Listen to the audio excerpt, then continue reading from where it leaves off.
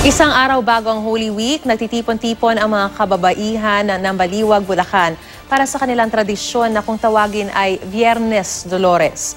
Nagsusuot sila ng itim at nagpuprosesyon bilang pakikiisa sa pagluluksa ng Birheng Maria. Yan ang ating espesyal na tampok sa Assignment Pilipinas ni Victoria Tulad. Ang mga simbahan ng Bulacan, saksi sa mayamang kasaysayan ng ating bansa. Ang mga kultura at tradisyon dito nakahabi sa kanilang pananampalataya. Dito sa bayan ng Baliwag, may nakagis ng gawin bago pa sumapit ang mahal na araw. Ang mga dumadalo, tila ba may pinagluluksa.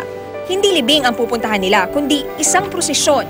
Tuwing Biyernes bago ang linggo ng Palaspas, isinasagwa ang Viernes Dolores. Inilalaan nila ang araw na ito para sa mahal na Birhen Dolorosa.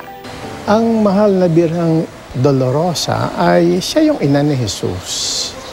Pero sa puntong ito, siya tinitingnan natin na ang Birhen na namighati o namimighati dahil sa sinapit ng kanyang anak na si Jesus. Nais nilang ipaalala sa mga tao na maliban kay Jesus, may isang inang naghihinagpis dahil sa paghihirap ng kanyang anak.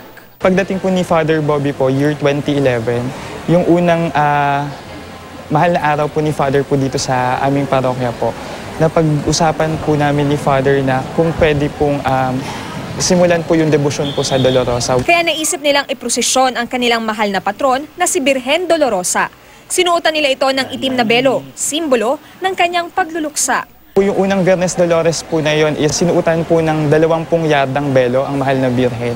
Then nagulat po kami ni Father na sa dami po nung mga taong sumama dun po sa prosesyon is hindi po nagkasya yung belo po ng mahal na Birhen. Pero tanging mga kababaihan na nakaitim na damit at belo lamang ang maaring humawak. Pagpapakita raw ito na nakikidalamhati rin sila sa paghihinagpis ng inang Birhen.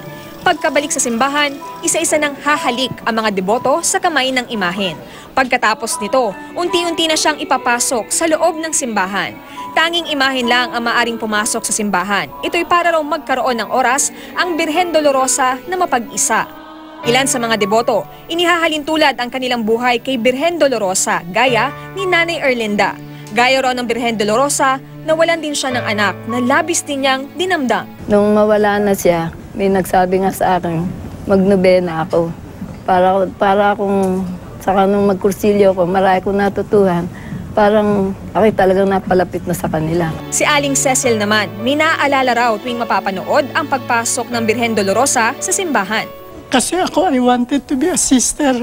Naalala ko, sinundo ako ng mga madidyan. Habang lumalakad yung sasakyan namin, nakikita ko pa yung nanay ko. Hanggang sa lumayo na lumayo, hindi ko na siya nakita. Hanggang sa nakarating na ako doon. Ganun ang na-feel ko nung ang mahal na Birhen pumapasok.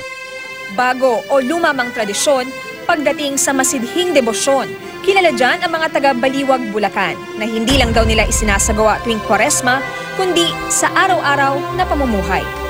Ako si Victoria Tulad at ito ang aking assignment.